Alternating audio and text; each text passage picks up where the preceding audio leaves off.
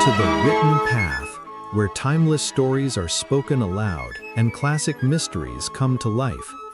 In the quiet heart of the English countryside lies Boscombe Valley, a place of rolling hills, winding rivers, and secrets buried beneath generations of silence.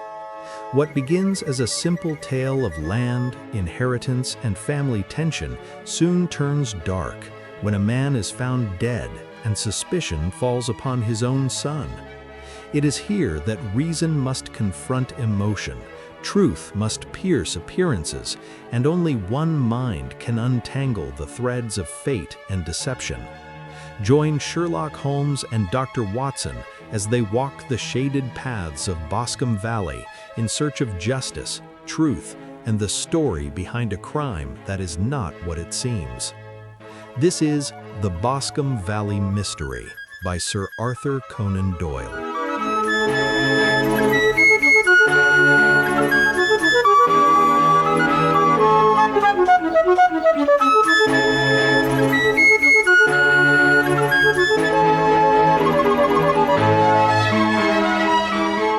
We were seated at breakfast one morning, my wife and I, when the maid brought in a telegram. It was from Sherlock Holmes and ran in this way. "Have you a couple of days to spare? Have just been wired for from the west of England in connection with Boscombe Valley tragedy. Shall be glad if you will come with me. Air and scenery perfect. Leave Paddington by the 11:15. "What do you say, dear?" said my wife, looking across at me. "Will you go?" "I really don't know what to say. I have a fairly long list at present." "Oh, Anstruther would do your work for you. You have been looking a little pale lately. I think that the change would do you good, and you are always so interested in Mr. Sherlock Holmes' cases." "I should be ungrateful if I were not, seeing what I gained through one of them," I answered. "But if I am to go, I must pack at once, for I have only half an hour." My experience of camp life in Afghanistan had at least had the effect of making me a prompt and ready traveler. My wants were few and simple, so that in less than the time stated, I was in a cab with my valise, rattling away to Paddington Station. Sherlock Holmes was pacing up and down the platform, his tall, gaunt figure made even gaunter and taller by his long grey travelling cloak and close-fitting cloth cap. "It is really very good of you to come, Watson," said he. "It makes a considerable difference to me having someone with me on whom I can thoroughly rely. Local aid is always either worthless or else biased. If you will keep the 2 corner seats, I shall get the tickets." We had the carriage to ourselves, save for an immense litter of papers which Holmes had brought with him. Among these he rummaged and read, with intervals of note-taking and of meditation, until we were past Reading. Then he suddenly rolled them all into a gigantic ball and tossed them up onto the rack.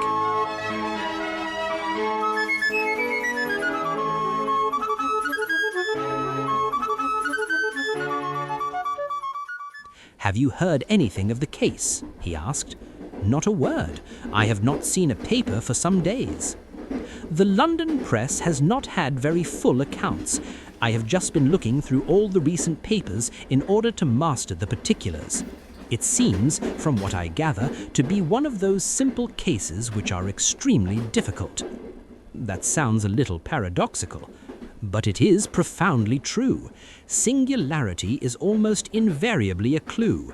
The more featureless and commonplace a crime is, the more difficult it is to bring it home.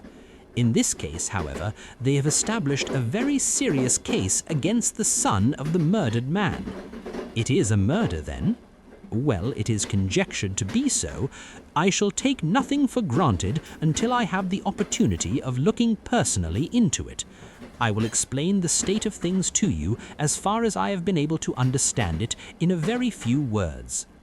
Boscombe Valley is a country district not very far from Ross in Herefordshire. The largest landed proprietor in that part is a Mr. John Turner, who made his money in Australia and returned some years ago to the old country. One of the farms which he held, that of Hatherley, was let to Mr. Charles McCarthy, who was also an ex-Australian. The men had known each other in the colonies, so that it was not unnatural that when they came to settle down, they should do so as near each other as possible. Turner was apparently the richer man, so McCarthy became his tenant, but still remained, it seems, on terms of perfect equality, as they were frequently together. McCarthy had one son, a lad of 18, and Turner had an only daughter of the same age, but neither of them had wives living. They appear to have avoided the society of the neighboring English families and to have led retired lives, though both the McCarthys were fond of sport and were frequently seen at the race meetings of the neighborhood. McCarthy kept 2 servants, a man and a girl. Turner had a considerable household, some half-dozen at the least. That is as much as I have been able to gather about the families. Now for the facts. On June 3rd, that is, on Monday last, McCarthy left his house at Hatherley about 3 in the afternoon and walked down to the Boscombe Pool, which is a small lake formed by the spreading out of the stream which runs down the Boscombe Valley.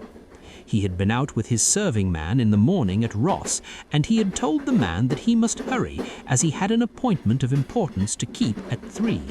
From that appointment, he never came back alive. From Hatherley farmhouse to the Boscombe Pool is a 1/4 of a mile, and 2 people saw him as he passed over this ground. One was an old woman whose name is not mentioned, and the other was William Crowder, a gamekeeper in the employ of Mr. Turner. Both these witnesses depose that Mr. McCarthy was walking alone. The gamekeeper adds that within a few minutes of his seeing Mr. McCarthy pass, he had seen his son, Mr. James McCarthy, going the same way with a gun under his arm. To the best of his belief, the father was actually in sight at the time, and the son was following him. He thought no more of the matter until he heard in the evening of the tragedy that had occurred. The 2 McCarthys were seen after the time when William Crowder, the gamekeeper, lost sight of them. The Boscombe Pool is thickly wooded round, with just a fringe of grass and of reeds round the edge. A girl of 14, Patience Moran, who is the daughter of the lodge-keeper of the Boscombe Valley estate, was in one of the woods picking flowers. She states that while she was there, she saw, at the border of the wood and close by the lake, Mr. McCarthy and his son, and that they appeared to be having a violent quarrel. She heard Mr. McCarthy, the elder, using very strong language to his son, and she saw the latter raise up his hand as if to strike his father. She was so frightened by their violence that she ran away and told her mother when she reached home that she had left the 2 McCarthys quarreling near Boscombe Pool, and that she was afraid that they were going to fight. She had hardly said the words when young Mr. McCarthy came running up to the lodge to say that he had found his father dead in the wood, and to ask for the help of the lodge-keeper. He was much excited, without either his gun or his hat, and his right hand and sleeve were observed to be stained with fresh blood. On following him, they found the dead body stretched out upon the grass beside the pool. The head had been beaten in by repeated blows of some heavy and blunt weapon. The injuries were such as might very well have been inflicted by the butt end of his son's gun, which was found lying on the grass within a few paces of the body. Under these circumstances, the young man was instantly arrested, and a verdict of willful murder having been returned at the inquest on Tuesday, he was on Wednesday brought before the magistrates at Ross, who have referred the case to the next assizes. Those are the main facts of the case as they came out before the coroner and the police court. I could hardly imagine a more damning case, I remarked. If ever circumstantial evidence pointed to a criminal, it does so here. Circumstantial evidence is a very tricky thing, answered Holmes thoughtfully. It may seem to point very straight to one thing, but if you shift your own point of view a little, you may find it pointing in an equally uncompromising manner to something entirely different. It must be confessed, however, that the case looks exceedingly grave against the young man, and it is very possible that he is indeed the culprit. There are several people in the neighborhood, however, and among them Miss Turner, the daughter of the neighboring landowner, who believe in his innocence, and who have retained Lestrade, whom you may recollect in connection with the study in Scarlet, to work out the case in his interest.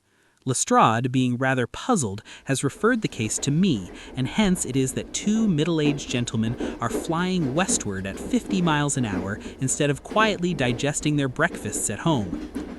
I'm afraid, I said, that the facts are so obvious that you will find little credit to be gained out of this case. There is nothing more deceptive than an obvious fact, he answered, laughing.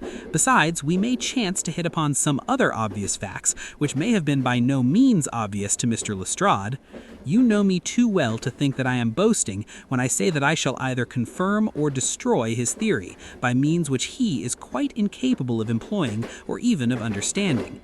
To take the first example to hand, I very clearly perceive that in your bedroom the window is on the right-hand side, and yet I question whether Mr. Lestrade would have noted even so self-evident a thing as that.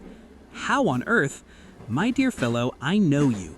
I know the military neatness which characterizes you. You shave every morning, and in this season you shave by the sunlight. But since your shaving is less and less complete as we get farther back on the left side, until it becomes positively slovenly as we get around the angle of the jaw, it is surely very clear that that side is less illuminated than the other. I could not imagine a man of your habits looking at himself in an equal light and being satisfied with such a result. I only quote this as a trivial example of observation and inference. Therein lies my métier, and it is just possible that it may be of some service in the investigation that lies before us. There are a few minor points which were brought out in the inquest and which are worth considering. What are they? It appears that his arrest did not take place at once, but after the return to Hatherley Farm. On the inspector of constabulary informing him that he was a prisoner, he remarked that he was not surprised to hear it, and that it was no more than his deserts. This observation of his had the natural effect of removing any traces of doubt which might have remained in the minds of the coroner's jury. "It was a confession," I ejaculated. "No, for it was followed by a protestation of innocence." Coming on the top of such a damning series of events, it was at least a most suspicious remark. "On the contrary," said Holmes, "it is the brightest rift which I can at present see in the clouds. However innocent he might be, he could not be such an absolute imbecile as not to see that the circumstances were very black against him. Had he appeared surprised at his own arrest, or feigned indignation at it, I should have looked upon it as highly suspicious, because such surprise or anger would not be natural under the circumstances, and yet might appear to be the best policy to a scheming man. His frank acceptance of the situation marks him as either an innocent man, or else as a man of considerable self-restraint and firmness. As to his remark about his deserts, it was also not unnatural if you consider that he stood beside the dead body of his father, and that there is no doubt that he had that very day so far forgotten his filial duty as to bandy words with him, and even, according to the little girl whose evidence is so important, to raise his hand as if to strike him.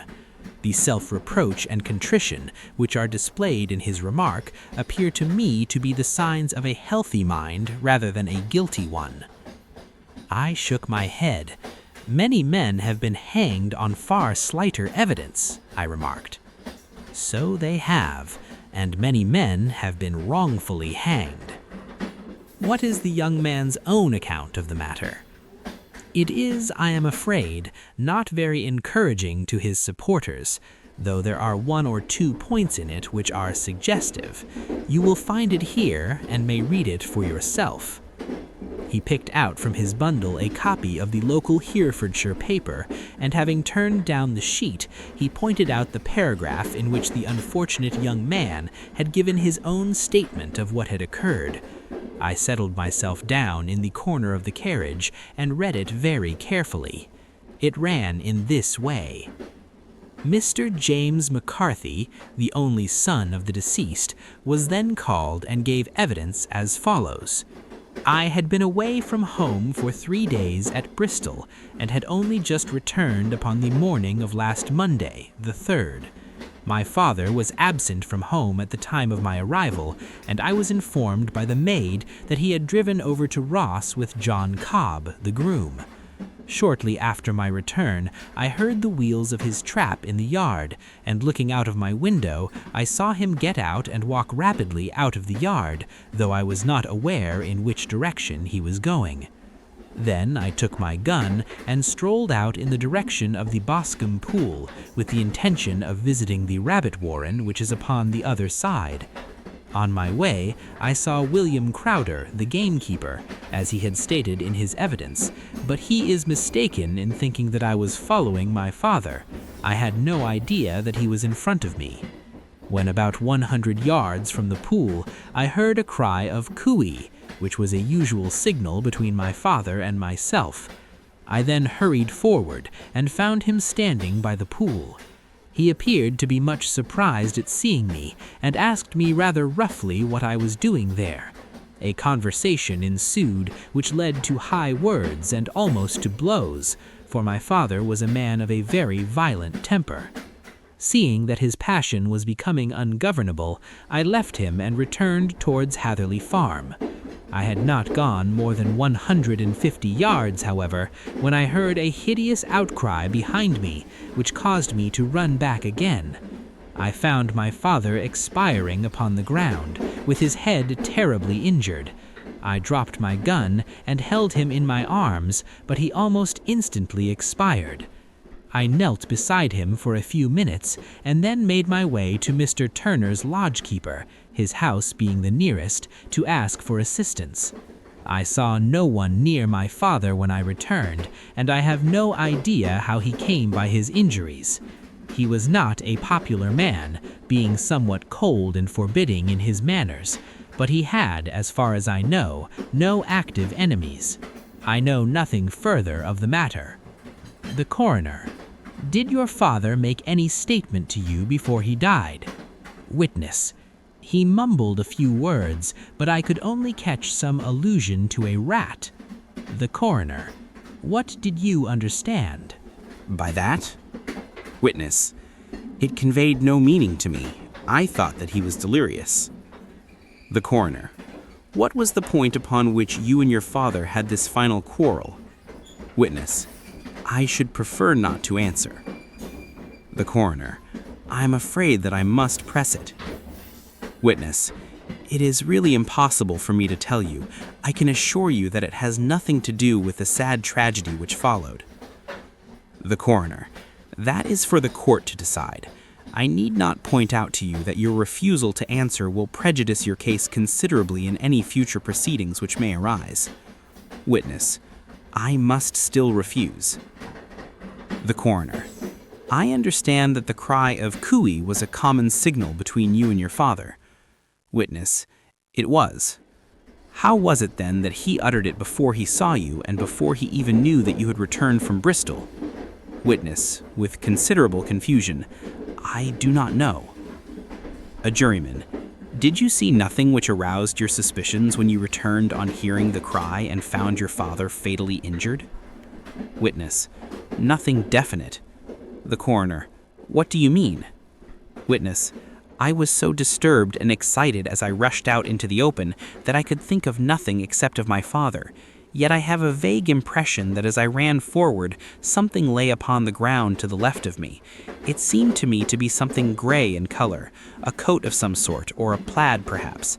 When I rose from my father, I looked round for it, but it was gone. Do you mean that it disappeared before you went for help? Yes, it was gone.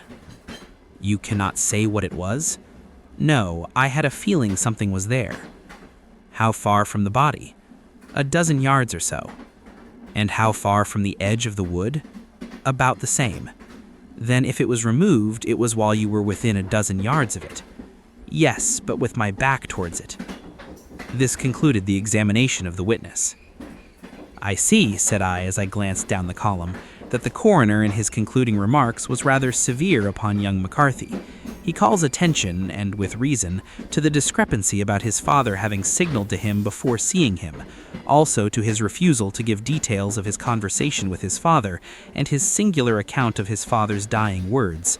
They are all, as he remarks, very much against the son. Holmes laughed softly to himself, and stretched himself out upon the cushioned seat. Both you and the coroner have been at some pains to single out the very strongest points in the young man's favor. Don't you see that you alternately give him credit for having too much imagination and too little? Too little if he could not invent a cause of quarrel which would give him the sympathy of the jury. Too much if he evolved from his own inner consciousness anything so outre as a dying reference to a rat and the incident of the vanishing cloth. No, sir. I shall approach this case from the point of view that what this young man says is true, and we shall see whither that hypothesis will lead us. And now here is my pocket Petrarch, and not another word shall I say of this case until we are on the scene of action. We lunch at Swindon, and I see that we shall be there in 20 minutes.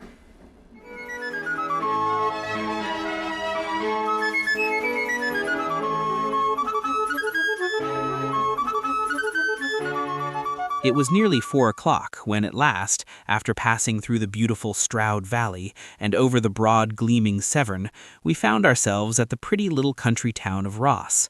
A lean, ferret-like man, furtive and sly-looking, was waiting for us upon the platform. In spite of the light brown dust coat and leather leggings which he wore in deference to his rustic surroundings, I had no difficulty in recognizing Lestrade of Scotland Yard. With him we drove to the Hereford Arms, where a room had already been engaged for us. "I have ordered a carriage," said Lestrade as we sat over a cup of tea. "I knew your energetic nature, and that you would not be happy until you had been on the scene of the crime." "It was very nice and complimentary of you," Holmes answered. "It is entirely a question of barometric pressure." Lestrade looked startled. "I do not quite follow," he said. "How is the glass? 29, I see. No wind and not a cloud in the sky. I have a caseful of papers." "Cigarettes here which need smoking, and the sofa is very much superior to the usual country hotel abomination. I do not think that it is probable that I shall use the carriage tonight." Lestrade laughed indulgently. "You have no doubt already formed your conclusions from the newspapers," he said. "The case is as plain as a pikestaff, and the more one goes into it, the plainer it becomes. Still, of course, one can't refuse a lady, and such a very positive one, too. She has heard of you and would have your opinion, though I repeatedly told her that there was nothing which you could do which I had not already done. Why, bless my soul, here is her carriage at the door." He had hardly spoken before there rushed into the room one of the most lovely young women that I have ever seen in my life. Her violet eyes shining, her lips parted, a pink flush upon her cheeks, all thought of her natural reserve lost in her overpowering excitement and concern. "Oh, Mr. Sherlock Holmes," she cried, glancing from one to the other of us, and finally, with a woman's quick intuition, fastening upon my companion. "I am so glad that you have come. I have driven down to tell you so. I know that James didn't do it. I know it, and I want you to start upon your work knowing it too. Never let yourself doubt upon that point. We have known each other since we were little children, and I know his faults as no one else does, but he is too tender-hearted to hurt a fly. Such a charge is absurd to anyone who really knows him." "I hope we may clear him, Miss Turner," said Sherlock Holmes. "You may rely upon my doing all that I can." "But you have read the evidence. You have formed some conclusion. Do you not see some loophole, some flaw? Do you not yourself think that he is innocent?" "I think that it is very probable." "There now," she cried, throwing back her head and looking defiantly at Lestrade. "You hear, he gives me hopes." Lestrade shrugged his shoulders. "I am afraid that my colleague has been a little quick in forming his conclusions," he said. "But he is right. Oh, I know that he is right. James never did it. And about his quarrel with his father, I am sure that the reason why he would not speak about it to the coroner was because I was concerned in it." "In what way?" asked Holmes. "It is no time for me to hide anything. James and his father had many disagreements about me. Mr. McCarthy was very anxious that there should be a marriage between us. James and I have always loved each other as brother and sister, but of course he is young and has seen very little of life yet, and, well, he naturally did not wish to do anything like that yet. So there were quarrels, and this, I am sure, was one of them." "And your father," asked Holmes, "was he in favor of such a union?" "No, he was averse to it also, No one but Mr. McCarthy was in favor of it. A quick blush passed over her fresh young face as Holmes shot one of his keen, questioning glances at her. "Thank you for this information," said he. "May I see your father if I call tomorrow?" "I'm afraid the doctor won't allow it." "The doctor?" "Yes. Have you not heard? Poor father has never been strong for years back, but this has broken him completely. He has taken to his bed, and Dr. Willows says that he is a wreck and that his nervous system is shattered. Mr. McCarthy was the only man alive who had known Dad in the old days in Victoria." "Ah, in Victoria. That is important." "Yes, at the mines." "Quite so, at the gold mines, where, as I understand, Mr. Turner made his money." "Yes, certainly." "Thank you, Miss Turner.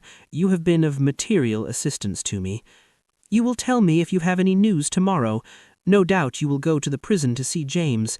Oh, if you do, Mr. Holmes, do tell him that I know him to be innocent."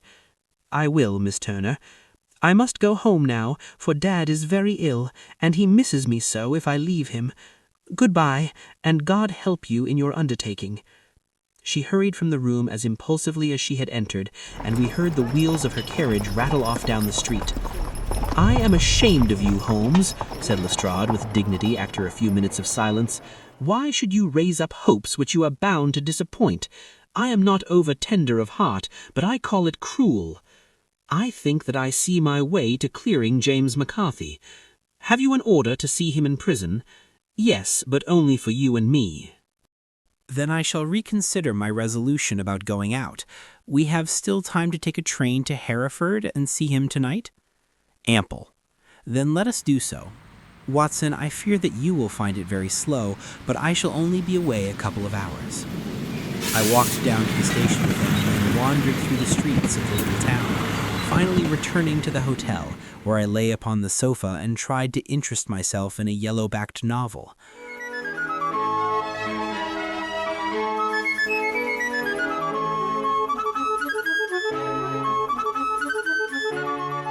The puny plot of the story was so thin, however, when compared to the deep mystery through which we were groping, and I found my attention wander so continually from the action to the fact that I at last flung it across the room and gave myself up entirely to a consideration of the events of the day.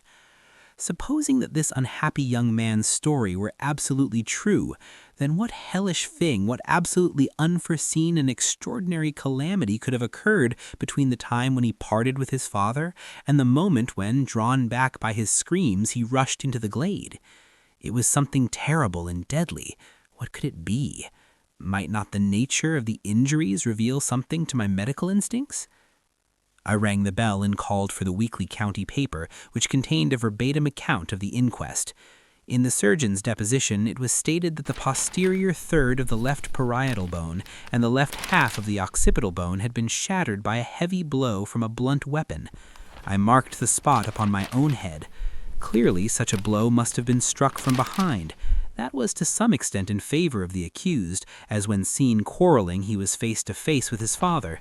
Still, it did not go for very much, for the older man might have turned his back before the blow fell. Still, it might be worthwhile to call Holmes's attention to it. Then there was the peculiar dying reference to a rat. What could that mean?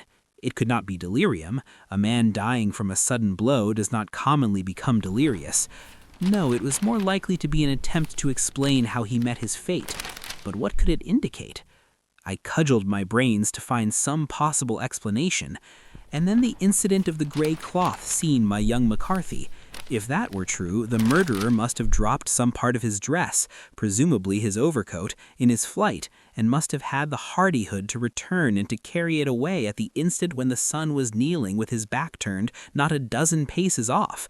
What a tissue of mysteries and improbabilities the whole thing was! I did not wonder at Lestrade's opinion, and yet I had so much faith in Sherlock Holmes's insight that I could not lose hope as long as every fresh fact seemed to strengthen his conviction of young McCarthy's innocence. It was late before Sherlock Holmes returned. He came back alone, for Lestrade was staying in lodgings in the town. "The glass still keeps very high," he remarked as he sat down. "It is of importance that it should not rain before we are able to go over the ground. On the other hand, a man should be at his very best and keenest for such nice work as that, and I did not wish to do it when fagged by a long journey. I have seen young McCarthy. And what did you learn from him? Nothing. Could he throw no light? None at all. I was inclined to think at one time that he knew who had done it and was screening him or her, but I am convinced now that he is as puzzled as everyone else. He is not a very quick-witted youth, though comely to look at, and I should think sound at heart. I cannot admire his taste, if it is indeed a fact that he was averse to a marriage with so charming a young lady as this Miss Turner. Thereby hangs a rather painful tale. This fellow is madly, insanely in love with her, but some 2 years ago, when he was only a lad and before he really knew her, for she had been away 5 years at a boarding school, what does the idiot do but get into the clutches of a barmaid in Bristol and marry her at a registry office? No one knows a word of the matter, but you can imagine how maddening it must be to him to be upbraided for not doing what he would give his very eyes to do, but what he knows to be absolutely impossible. It was sheer frenzy of this sort which made him throw his hands up into the air when his father, at their last interview, was goading him on to propose to Miss Turner. On the other hand, he had no means of supporting himself, and his father, who by all accounts was a very hard man, would have thrown him over utterly had he known the truth. It was with his barmaid wife that he had spent the last 3 days in Bristol, and his father did not know where he was. Mark that point. It is of importance. Good has come out of evil, however, for the barmaid, finding from the papers that he is in serious trouble and likely to be hanged, has thrown him over utterly, and has written to him to say that she has a husband already in the Bermuda dockyard, so that there is really no tie between them. I think That bit of news has consoled young McCarthy for all that he has suffered. But if he is innocent, who has done it? Who? I would call your attention very particularly to 2 points. One is that the murdered man had an appointment with someone at the pool, and that the someone could not have been his son, for his son was away, and he did not know when he would return. The second is that the murdered man was heard to cry "Cooee" before he knew that his son had returned. Those are the crucial points upon which the case depends. And now let us talk about George Meredith, if you please, and we shall leave all minor matters until tomorrow.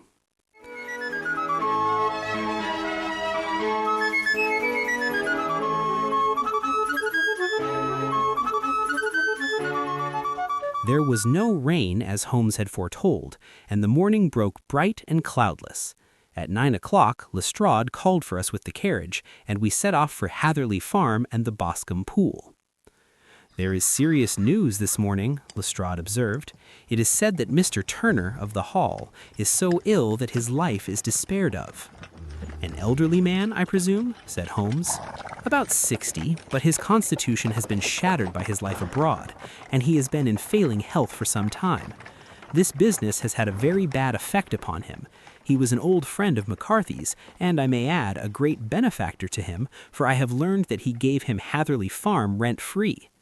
"Indeed, that is interesting," said Holmes. "Oh yes, in 100 other ways he has helped him. Everybody about here speaks of his kindness to him." "Really?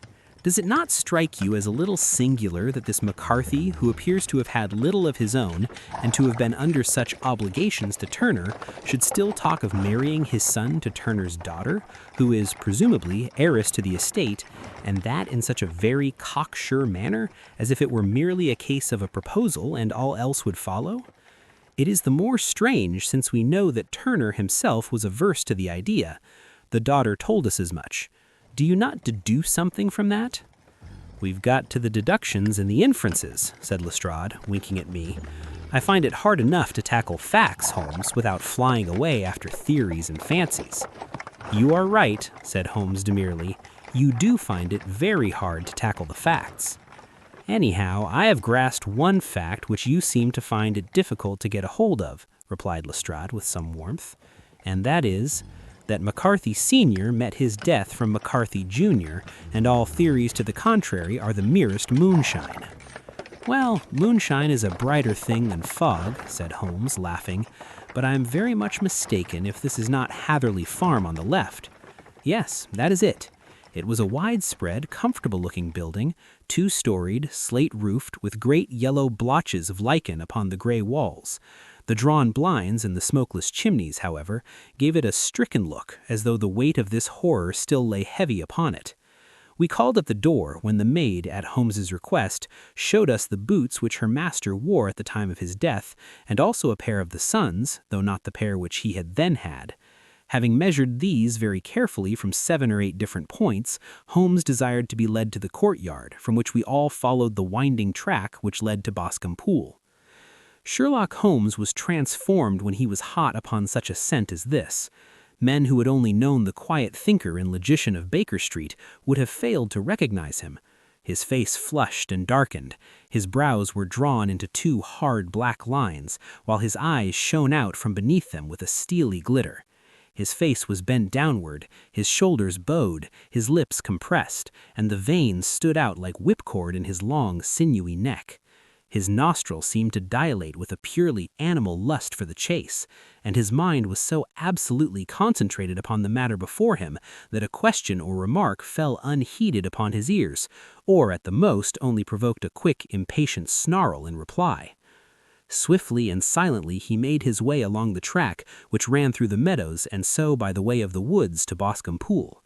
It was damp, marshy ground, as is all that district, and there were marks of many feet, both on the path and amid the short grass which bounded it on either side. Sometimes Holmes would hurry on, sometimes stop dead, and once he made quite a little detour into the meadow. Lestrade and I walked behind him, the detective indifferent and contemptuous, while I watched my friend with the interest which sprang from the conviction that every one of his actions was directed to a definite end. The Boscombe Pool, which is a little reed-girt sheet of water some 50 yards across, is situated at the boundary between the Hatherley Farm and the private park of the wealthy Mr. Turner. Above the woods which lined it upon the farther side, we could see the red jutting pinnacles which marked the site of the rich landowner's dwelling. On the Hatherley side of the pool, the woods grew very thick, and there was a narrow belt of sodden grass 20 paces across between the edge of the trees and the reeds which lined the lake. Lestrade showed us the exact spot at which the body had been found, and indeed, so moist was the ground that I could plainly see the traces which had been left by the fall of the stricken man. To Holmes, as I could see by his eager face and peering eyes, very many other things were to be read upon the trampled grass. He ran round, like a dog who was picking up a scent, and then turned upon my companion. "What did you go into the pool for?" he asked. "I fished about with a rake. I thought there might be some weapon or other trace, but how on earth—" "Oh, tut, tut, I have no time. That left foot of yours with its inward twist is all over the place. A mole could trace it, and there it vanishes among the reeds. Oh, how simple it would all have been had I been here before they came like a herd of buffalo and wallowed all over it.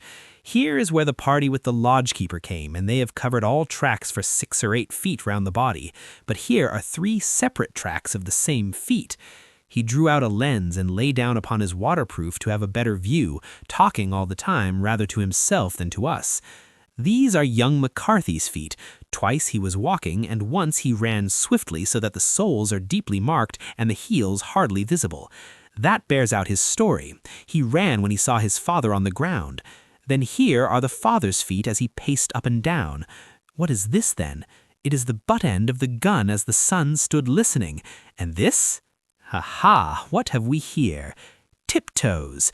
Tiptoes! Square, too, quite unusual boots. They come, they go, they come again. Of course, that was for the cloak. Now where did they come from? He ran up and down, sometimes losing, sometimes finding the track, until we were well within the edge of the wood and under the shadow of a great beech, the largest tree in the neighborhood. Holmes traced his way to the farther side of this and lay down once more upon his face with a little cry of satisfaction. For a long time he remained there, turning over the leaves and dried sticks, gathering up what seemed to me to be dust into an envelope, and examining with his lens not only the ground but even the bark of the tree as far as he could reach. A jagged stone was lying among the moss, and this also he carefully examined and retained. Then he followed a pathway through the wood until he came to the high road where all traces were lost. "It has been a case of considerable interest," he remarked, returning to his natural manner. I fancy that this grey house on the right must be the lodge. I think that I will go in and have a word with Moran, and perhaps write a little note. Having done that, we may drive back to our luncheon. You may walk to the cab, and I shall be with you presently." It was about 10 minutes before we regained our cab and drove back into Ross, Holmes still carrying with him the stone which he had picked up in the wood. "This may interest you, Lestrade," he remarked, holding it out. "The murder was done with it." "I see no marks." "There are none." "How do you know then?" "The grass was growing under it. It had only lain there a few days. There was no sign of a place whence it had been taken. It corresponds with the injuries. There is no sign of any other weapon." "And the murderer?" "Is a tall man, left-handed, limps with the right leg, wears thick-soled shooting boots and a gray cloak, smokes Indian cigars, uses a cigar holder, and carries a blunt penknife in his pocket. There are several other indications, but these may be enough to aid us in our search." Lestrade laughed. "I am afraid that I am still a skeptic," he said. "Theories are all very well, but we have to deal with a hard-headed British jury." "Nous verrons," answered Holmes calmly. "You work your method, and I shall work mine. I shall be busy this afternoon, and shall probably return to London by the evening train." "And leave your case unfinished?" "No, finished." "But the mystery? It is solved." "Who was the criminal, then?" "The gentleman I describe." "But who is he?" "Surely it would not be difficult to find out. This is not such a populous neighborhood." Lestrade shrugged his shoulders. "I am a practical man," he said, "and I really cannot undertake to go about the country looking for a left-handed gentleman with a game leg. I should become the laughing-stock of Scotland Yard." "All right," said Holmes quietly. "I have given you the chance. Here are your lodgings. Goodbye. I shall drop you a line before I leave."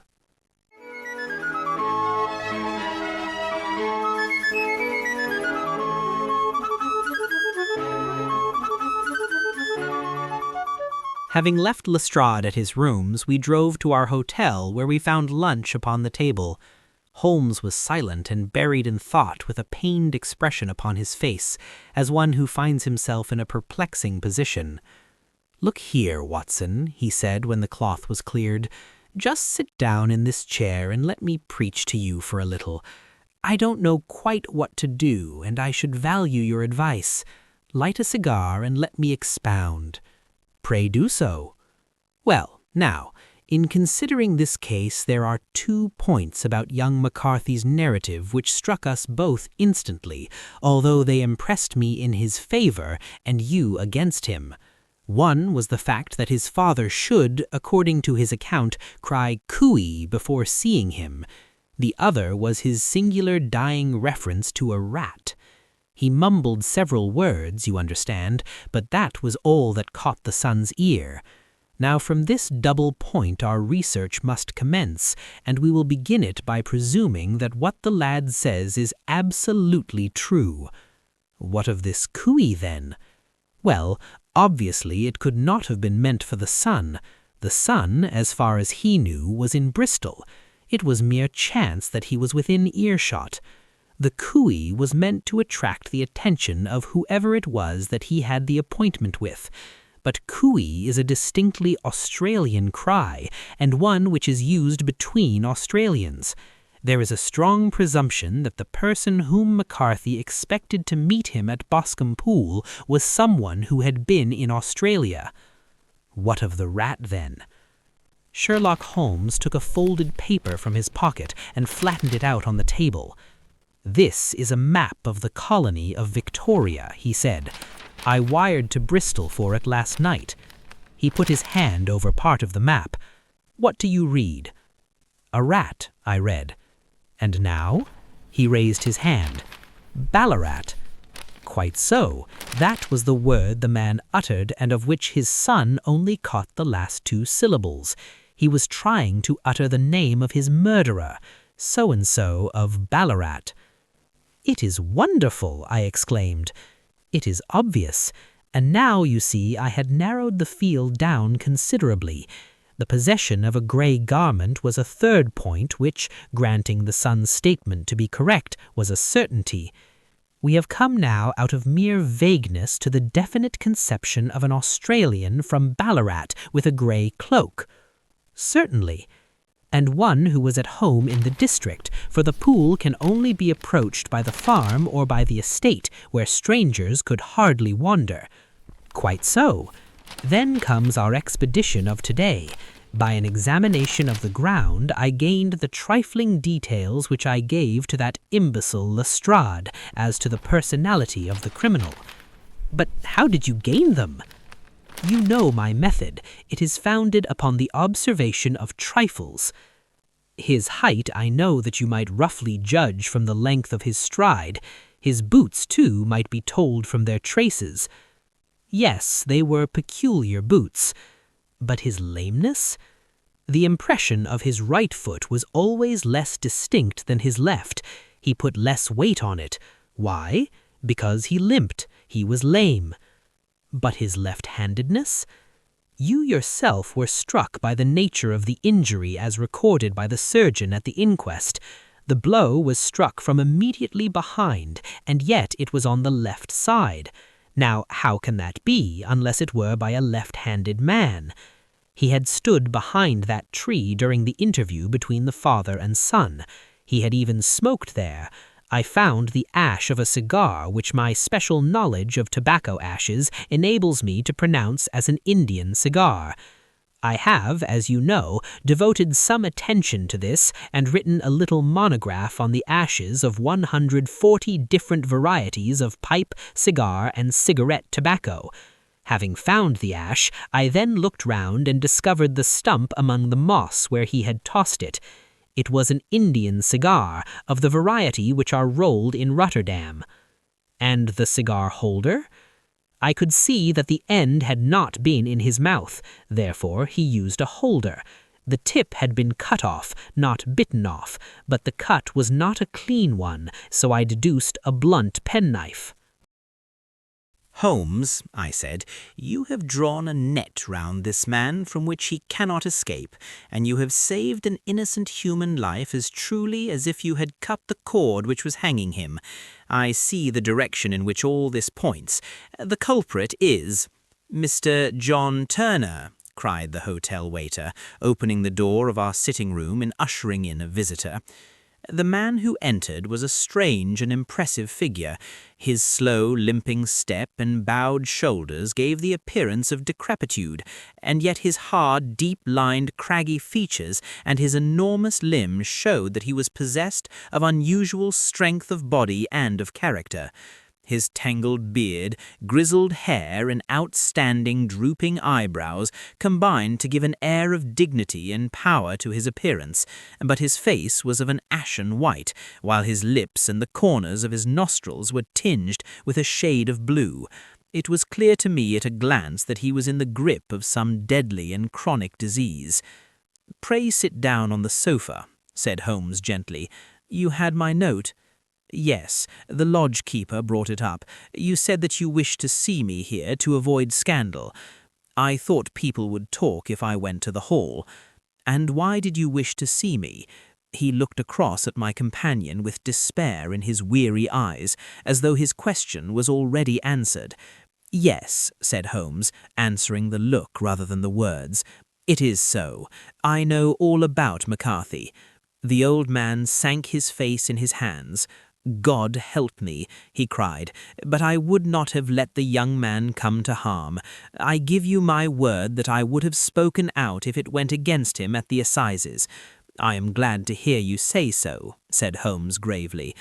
"I would have spoken now had it not been for my dear girl. It would break her heart. It will break her heart when she hears that I am arrested. It may not come to that. What? I am no official agent. I understand that it was your daughter who required my presence here, and I am acting in her interests. Young McCarthy must be got off, however. "I'm a dying man," said old Turner. "I have had diabetes for years. My doctor says it is a question whether I shall live a month, yet I would rather die under my own roof than in a jail."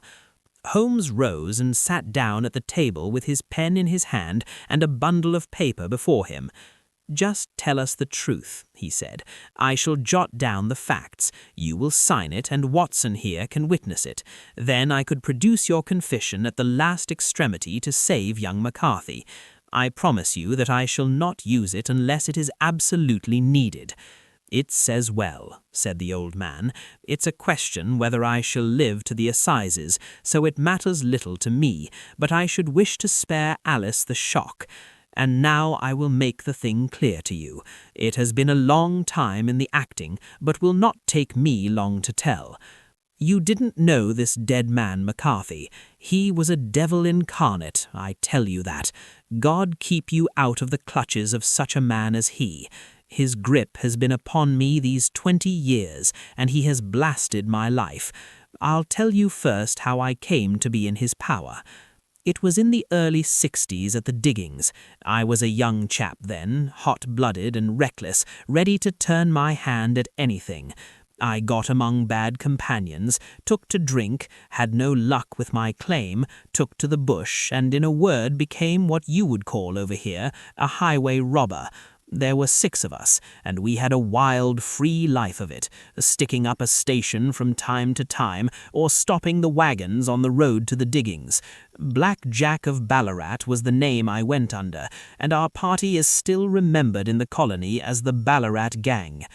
One day a gold convoy came down from Ballarat to Melbourne, and we lay in wait for it and attacked it. There were 6 troopers and 6 of us, so it was a close thing, but we emptied 4 of their saddles at the first volley. 3 of our boys were killed, however, before we got the swag. I put my pistol to the head of the wagon driver, who was this very man McCarthy. I wished to the Lord that I had shot him then, but I spared him, though I saw his wicked little eyes fixed on my face as though to remember every feature. We got away with the gold, became wealthy men, and made our way over to England without being suspected. There I parted from my old pals and determined to settle down to a quiet and respectable life. I bought this estate, which chanced to be in the market, and I set myself to do a little good with my money, to make up for the way in which I had earned it. I married too. And though my wife died young, she left me my dear little Alice. Even when she was just a baby, her wee hand seemed to lead me down the right path as nothing else had ever done. In a word, I turned over a new leaf and did my best to make up for the past. All was going well when McCarthy laid his grip upon me.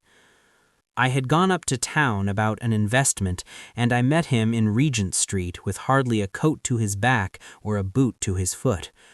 "Here we are, Jack," says he, touching me on the arm.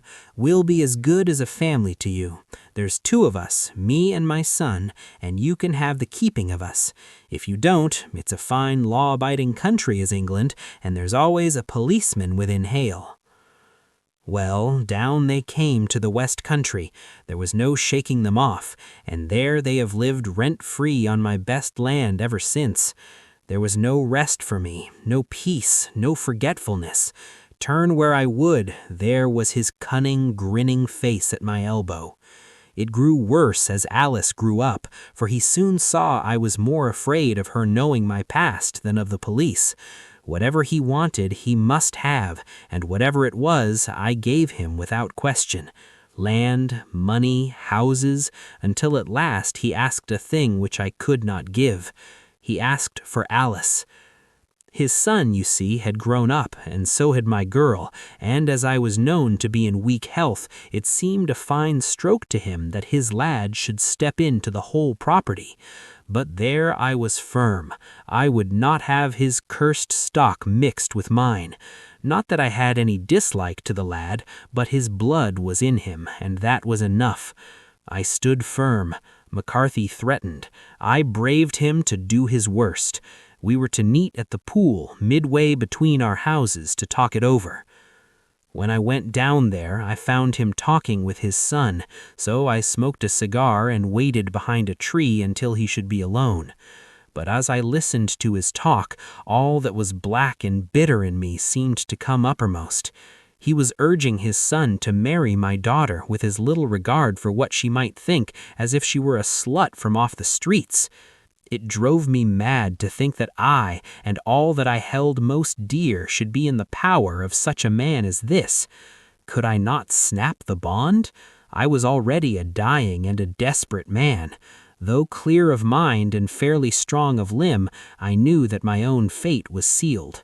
But my memory and my girl, both could be saved if I could but silence that foul tongue. I did it, Mr. Holmes. I would do it again. Deeply as I have sinned, I have led a life of martyrdom to atone for it. But that my girl should be entangled in the same meshes which held me was more than I could suffer. I struck him down with no more compunction than if he had been some foul and venomous beast. His cry brought back his son, but I had gained the cover of the wood, though I was forced to go back to fetch the cloak which I had dropped in my flight. That is the true story, gentlemen, of all that occurred. "Well, it is not for me to judge you," said Holmes as the old man signed the statement which had been drawn out. "I pray that we may never be exposed to such a temptation." "I pray not, sir. And what do you intend to do?" "In view of your health, nothing. You are yourself aware that you will soon have to answer for your deed at a higher court than the assizes. I will keep your confession, and if McCarthy is condemned, I shall be forced to use it. If not, it shall never be seen by mortal eye, and your secret, whether you be alive or dead, shall be safe with us." "Farewell, then," said the old man solemnly. "Your own deathbeds, when they come, will be the easier for the thought of the peace which you have given to mine." Tottering and shaking in all his giant frame, he stumbled slowly from the room. "God help us," said Holmes after a long silence.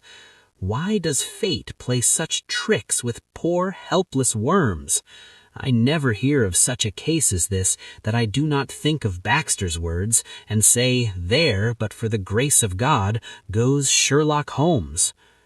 James McCarthy was acquitted at the assizes on the strength of a number of objections which had been drawn out by Holmes and submitted to the defending counsel. Old Turner lived for 7 months after our interview, but he is now dead, and there is every prospect that the son and daughter may come to live happily together in ignorance of the black cloud which rests upon their past.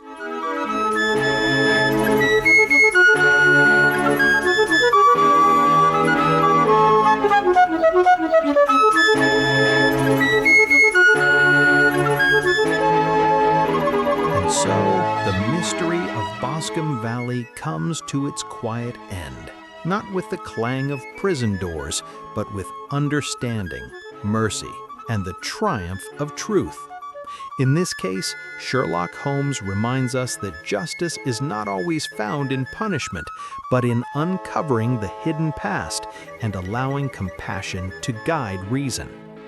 Thank you for walking this path with us through shadows, secrets, and the steady light of deduction. If you enjoyed this story, please like, share, and subscribe to The Written Path, where every tale has a journey and every journey leaves a mark. Until our next story, may curiosity be your compass and words your guide.